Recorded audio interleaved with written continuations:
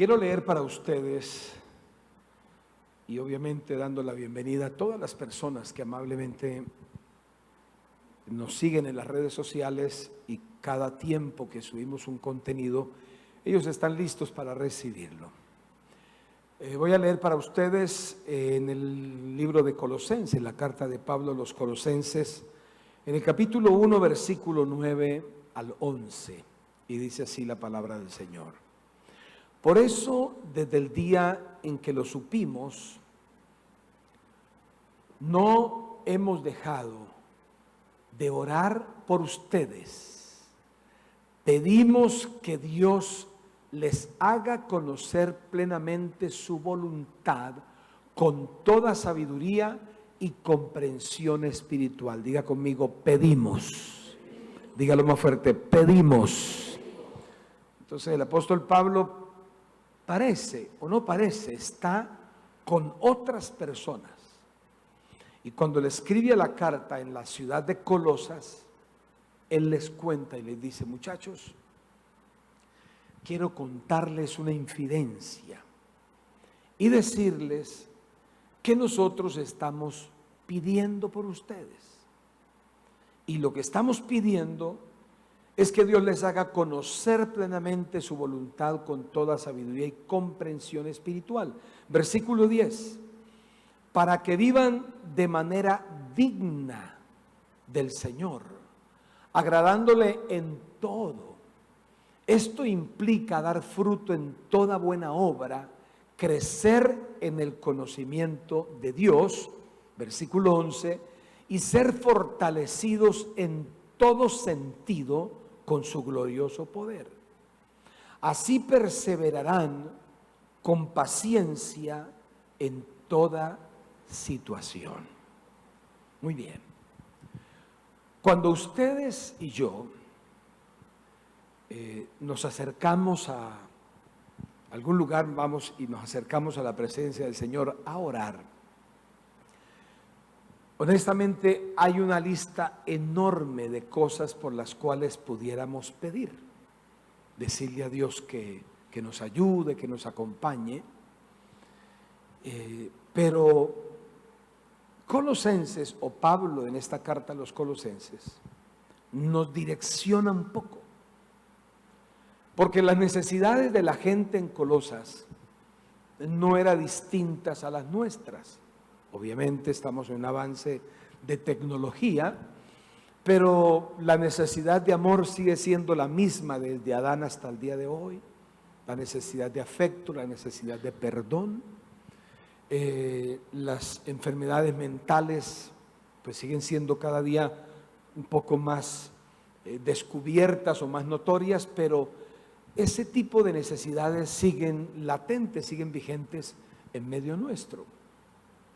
Y Pablo muy acertadamente le dice a la iglesia de Colosas: pedimos, y ese es mi tema en esta ocasión, pedimos que ustedes puedan con alguien más en algún momento decirle: mira, vamos a pedir a Dios.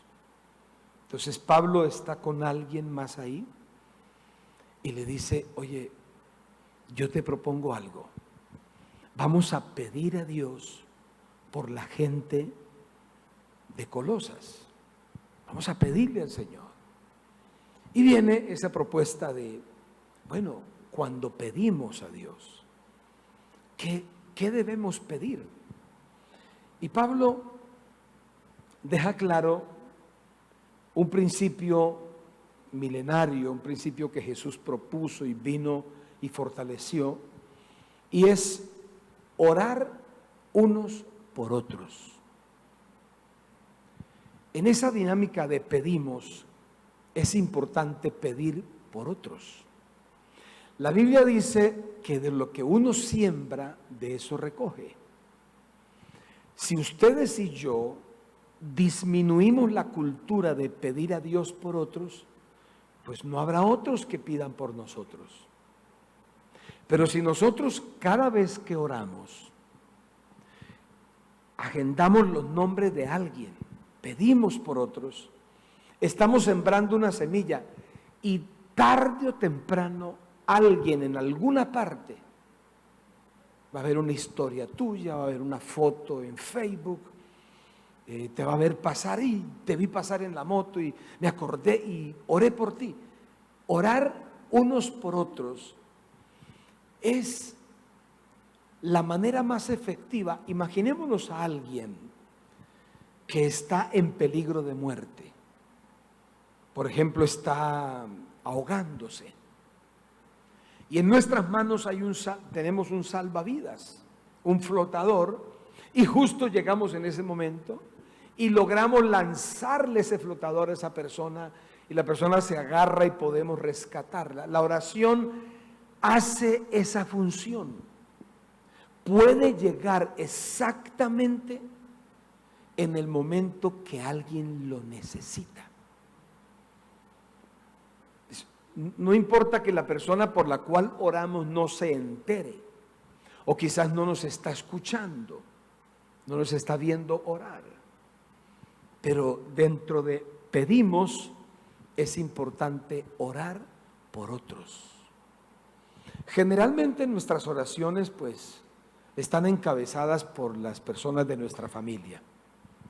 Tenemos ya como una lista automática. Ay, Señor, te presento. Y no necesitamos leer los nombres, ¿verdad? Ahora, cuando oramos por la familia, seamos honestos, uno comienza desde el más peligroso, ¿verdad? Hasta más noble, ¿sí? El que está en mayor peligro, el que está más terrible, como que ese siempre lidera nuestra lista de oración. Y ya por último, pedimos por los que se portan mejor en la familia, o en ocasiones ni los presentamos porque decimos, no, ellos están bien. Pero recuerda eso, cuando desarrolles la labor de pedir, incluye a otros. En esa actitud hay mucha nobleza. Quizás no dimensiones el bien, el favor que le hace a esa persona, pero estoy seguro que le va a hacer bien. La semana pasada pregunté por alguien aquí en la ciudad. Y siempre que yo recuerdo a esa persona y lo nombro, hace años no lo veo, creo que en los próximos días lo voy a ver para saludarlo. Pero recuerdo que hace más de 22 años, 25 años, no sé qué tiempo hace, estaba yo una noche vigilando, me preparé una buena jarra de café porque dicen que el café quita el sueño, ¿sí? Me di cuenta que el café que quita el sueño no era el que me había tomado, era el que faltaba por tomarme, ese sí quita el sueño. Entonces yo estaba con mi jarra de café orando para que no me diera sueño y me puse a orar. Y recuerdo que puse 2 sillas en el patio de mi casa y el ejercicio era, bueno, en una silla me siento yo y en la otra invito al Señor a que se siente y me escuche. Y ahí estaba yo empeliculado hablando con Dios. Y de repente, ese señor que hoy día es un pastor, era un jovencito, de repente me llegó a la mente él. Y me arrodillé y comencé a orar y comencé a clamar. Y me tomó un gemido, un llanto por ese muchacho. Y clamé hasta que sentí tranquilidad. Pasaron las semanas y después me lo encontré. Y entonces lo abordé con mucha sabiduría. Él obviamente me conoce. Y él podía entender que yo no le estaba mintiendo ni estaba inventándole alguna película, pero le conté la experiencia, quedó pálido, se sorprendió, se quebrantó, se puso a llorar, me abrazó y me dio las gracias. Me dijo, pastor, era exactamente la hora en que yo estaba pasando por una situación que por poco pierdo la vida. Y me dijo, ahora entiendo qué fue lo que pasó, cómo Dios obró para ayudarme. En ese momento, pues yo pedí por él. Hoy día él es un pastor representativo aquí en la ciudad, en nuestra área metropolitana.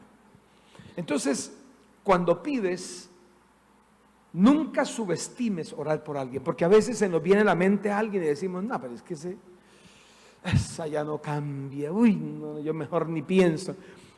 Y esa oración que haces puede ser el salvavidas. puede ser la gota que rebose la copa. Entonces, al pedir, oremos los unos por los otros. Al pedir, según dice Pablo, es importante orar para que la gente conozca la voluntad de Dios. ¿Cómo conocer su voluntad? Eso le pedía Pablo a Dios por los colosenses. Señor, yo te pido que ellos conozcan tu voluntad. Cuando una persona conoce la voluntad de Dios, es como que agarró la vía correcta, se subió en el tren o en el avión que era. Pero cuando la persona desconoce la voluntad de Dios, puede tener buenas intenciones, puede ser que esté entre comillas bien, pero si no conoce la voluntad de Dios, está en una gran desventaja. Cuando hablamos de la voluntad de Dios, Pablo escribe y dice que la voluntad de Dios tiene 3 características. Diga conmigo: la voluntad de Dios es buena, es agradable y es perfecta. Imagínense ustedes si alguien por quien oramos llega a conocer la voluntad de Dios. Entonces, al conocer la voluntad de Dios, conoce algo que es bueno, algo que es agradable y algo que es perfecto. Y para nosotros nos queda muy complicado como dibujarle o conectar a alguien con algo bueno, agradable y perfecto, pero el Espíritu Santo, para Él sí no es imposible, para Él no es difícil. Él sí puede. Entonces, porque a veces le decimos a la gente, bueno, quiero pedir a Dios por ti, ¿qué deseas que pide? Y la gente rápido latino, y necesito cambiar de motos, que la que tengo está muy vieja ya. No, me van a vender un carro y yo quiero comprar ese carro. Y a veces la gente lo que pide, o la mayor cantidad de peticiones, tienen que ver exactamente solo con cosas materiales. Y uno va a todo lo que es preescolar, primaria, bachillerato, universidad y otras cosas más, y nunca uno ve una materia, bueno, este semestre hay que incluir la materia la voluntad de Dios. Eso no se ve. Eso es solo un contexto que puede entender un hijo de Dios, una persona que cree en el Señor. No sé cuántos algún día pararon y dijeron, realmente yo qué es lo que necesito en la vida. Quise esto, ya lo tengo, quise aquello, ya lo tengo, deseé esto, avancé hasta aquí, pero todavía continúo con un vacío existencial o continúo con una necesidad insatisfecha. Lo más seguro es que esa persona todavía le falta conectar con la voluntad de Dios. Por eso Pablo pide que la iglesia pueda conocer la voluntad de Dios.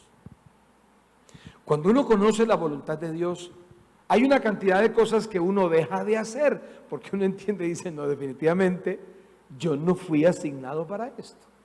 Y hay otras cosas que quizás no quería hacer y ahora va a quererlas hacer y va a querer emprender en eso, porque esa sí tiene que ver con la voluntad de Dios. Lo tercero es que Pablo le pide a Dios por la iglesia que ellos puedan vivir de manera digna, de una manera digna. Piensa en esa palabra. ¿Han escuchado usted la palabra calidad de vida? Sí, lo que pasa es que yo lo que quiero es que mi papá, mi mamá, esa persona, mi casa, tengamos calidad de vida. No hay nada que le aporte tanto a la calidad de vida como una vida digna. Una vida digna es una vida que transcurre y va acompañada con una serie de virtudes. Si la persona no desarrolla virtudes, pues tiene una vida indigna. Pero si desarrolla virtudes, tiene una vida digna. Entonces, Jesús vino para eso, para dignificar nuestra vida. Entonces Pablo decía, no, yo he metido tanto la pata, porque Pablo persiguió a la iglesia, mandó a asesinar personas, era muy terrible. Entonces luego se convierte a Jesús y anda dando un mensaje y la gente decía, no pues, la dulce paloma, la mansa paloma, primero andaba matando gente, ahora anda predicándonos que nos convirtamos. Entonces Pablo, con toda esa confrontación, un día llegó y dijo, mire muchachos, la verdad es que ya no vivo yo, ahora Cristo vive en mí. A medida que la gente ve a Cristo en nosotros, no una religiosidad donde disparamos puros versículos o llenamos nuestro carro, la puerta de la casa con puras calcomanías de mensajes a veces hirientes, a veces que nos sectorizan con cierta creencia.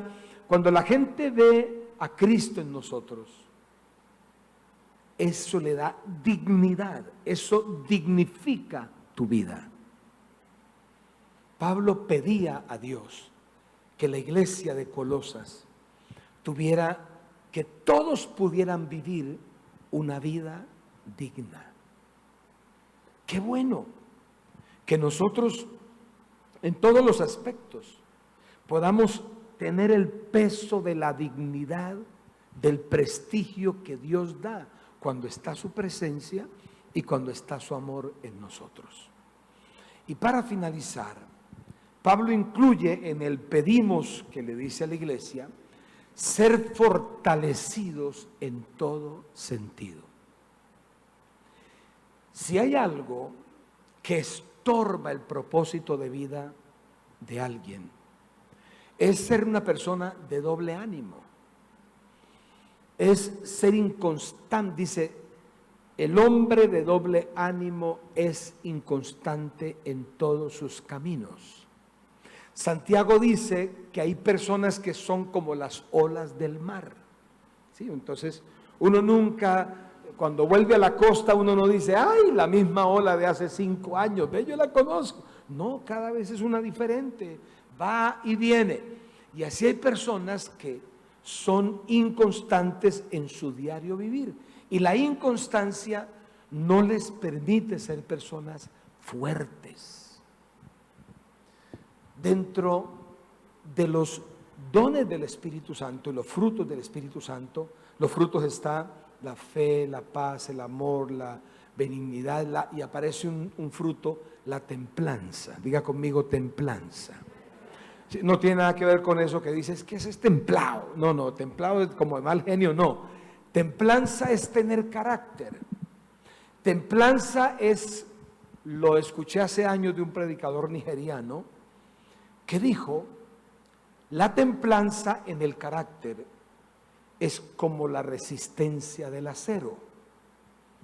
Si alguien pone en una prensa un tubo de acero y comienza a quererlo doblar, el acero no se deja doblar. Llega un momento en que el acero se quiebra, pero no se dobla. Y ese es el carácter. De eso es que Pablo habla cuando dice que uno de los frutos del Espíritu Santo es la templanza. Y él ora al Señor que la iglesia sea fortalecida, que la iglesia tenga carácter, que seas una persona que te parezcas a Dios, que tu sí sea sí, que tu no sea no. José, cuando fue a palacio, escuché hace unos años, asistimos a una conferencia de liderazgo internacional y un predicador decía, un maestro decía esta frase: el carácter es el único que te puede llevar a donde no te llevan tus facultades o tus virtudes, a donde no te lleva tu talento. Entonces José era bueno porque sabía administrar, las cosas que agarraba en sus manos se multiplicaban, pero José no se estancó ahí, no llegó hasta ahí. Él pudo haberse quedado y haber pernotado en la casa de Potifar porque llegó a ocupar el cargo más alto de ser administrador de todos sus bienes. Dice que Potifar no se preocupaba con nada, de nada porque José estaba en su casa. Pero un día la mujer de Potifar vino para tentarlo y decirle que se acostara con él, y José le dijo que no. Y ese no era el carácter de José. Aparentemente quedó mal porque de ahí pasó a la cárcel. La señora lo calumnió y dijo: él vino para violarme, y lo metieron preso.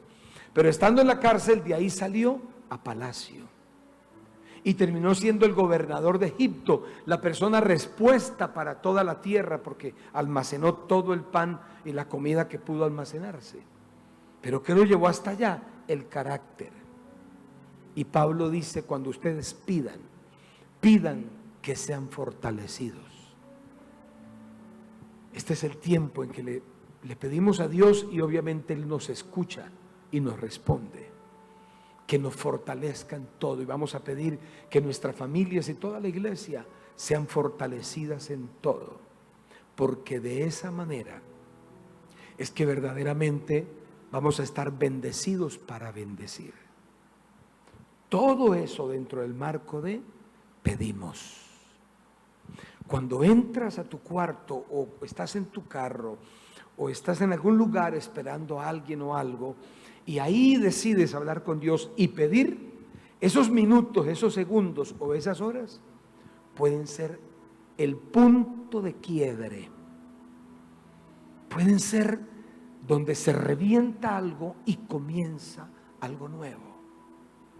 Pedimos.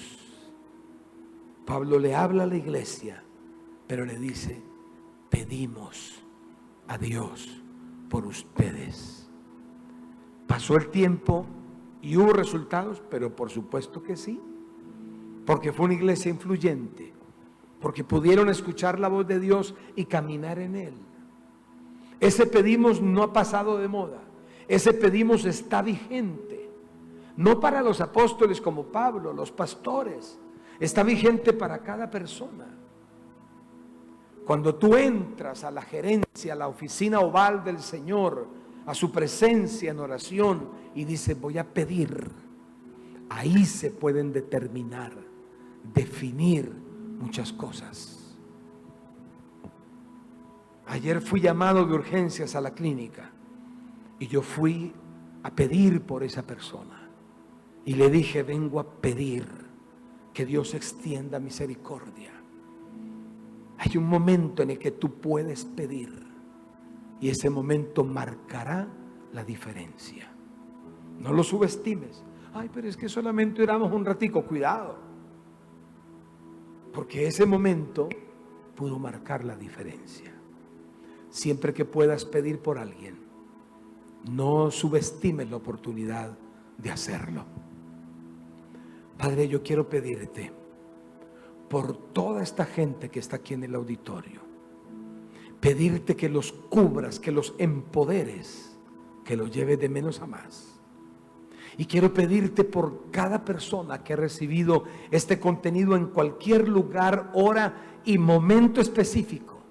Yo te pido, Señor, por ese que está desahuciado por los médicos, te pido por el que está pensando en el suicidio, te pido por el que está angustiado pues tiene que cubrir ese compromiso financiero. Hoy pedimos sabiendo aquello que dijo Jesús en el Evangelio de Marcos, en su capítulo 11, versículo 24.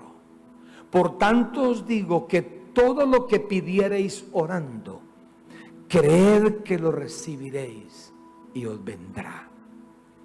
Yo creo que cada cosa que pedimos y que ustedes piden orando, creyendo que lo reciben, viene.